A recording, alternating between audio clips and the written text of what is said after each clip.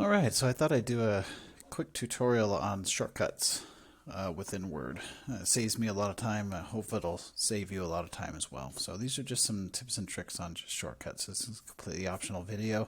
You may already know this information, but if not, hopefully this helps. So just so you know, you can change the case of text.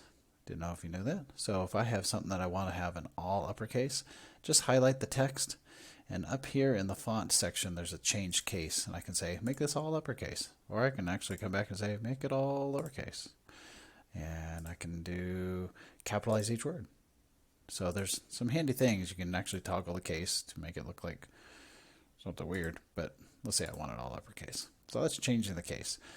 If I want to bold something, I can either click on the bold button up here, or I can actually shift and highlight all that information. I can do Control B, that'll bold it. If I want to italicize, you highlight the information, Control I will italicize.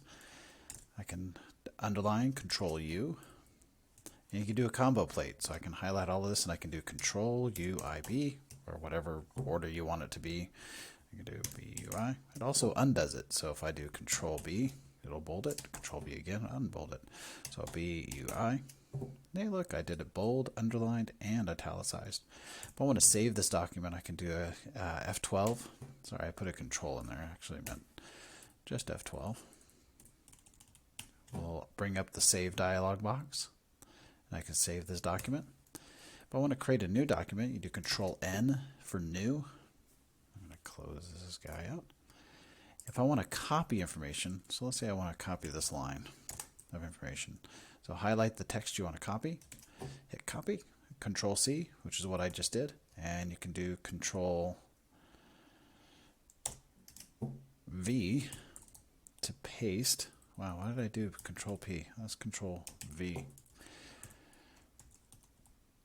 And paste is Control V. You notice I can do this a whole bunch of times, many times I want. Control V will paste it. So I'm going to highlight that and get rid of it.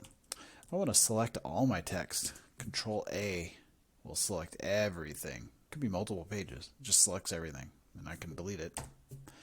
And probably the most handy tip that I can give you is magical Control Z as in zebra, which is undo. You notice I deleted everything, and then I did Control Z and undid it. I can actually do Control Z again and undo a lot of things I just did, because Word will remember a ton of that information.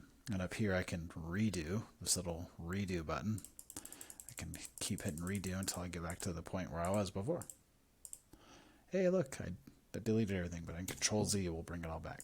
Hopefully these tips help as you make your way through Word and other things. Take care.